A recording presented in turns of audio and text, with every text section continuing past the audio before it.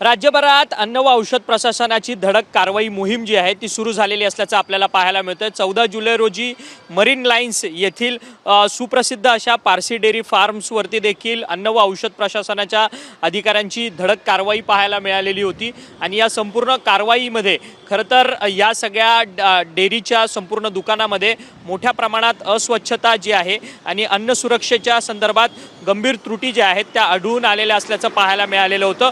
आणि त्यानंतर या पारसी डेअरीचं फसाई लायसन्स जे आहे ते रद्द करण्यात निलंबित करण्यात आलेलं आहे। आणि त्यानंतर हे संपूर्ण दुकान जे आहे ते अन्न व औषध प्रशासनाकडून या ठिकाणी सील करण्यात आलेलं असल्याचं आपल्याला पाहायला मिळतंय। सध्या पारसी डेअरी फार्मच्या पालघर आणि मुंबईतल्या मरीन लाईन्स येथील अनेक दुकानांवरती जी आहे ती धडक कारवाई जी आहे ती अन्न व औषध प्रशासनाच्या अधिकाऱ्यांकडून करण्यात आलेली आहे। आणि या ठिकाणी आपण पाहू शकतो की ही दुकानाचे जे मालक आहेत त्यांच्याकडनं एक पत्र जे आहे ते या ठिकाणी लावण्यात आलेलं असल्याचं आपल्याला पाहायला मिळतंय।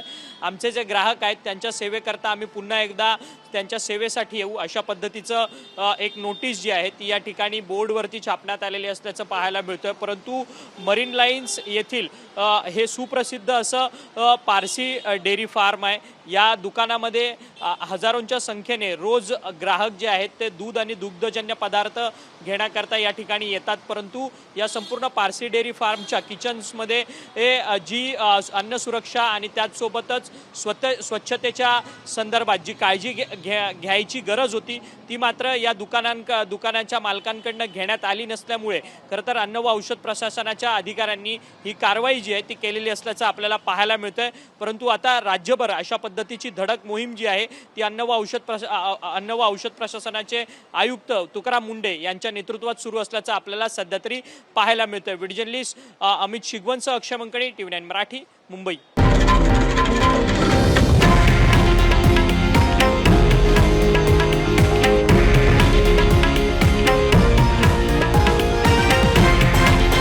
हे आहे देशातील नंबर 1 न्यूज नेटवर्क आणि आपण पाहत आहात TV9 मराठी, एकमेव।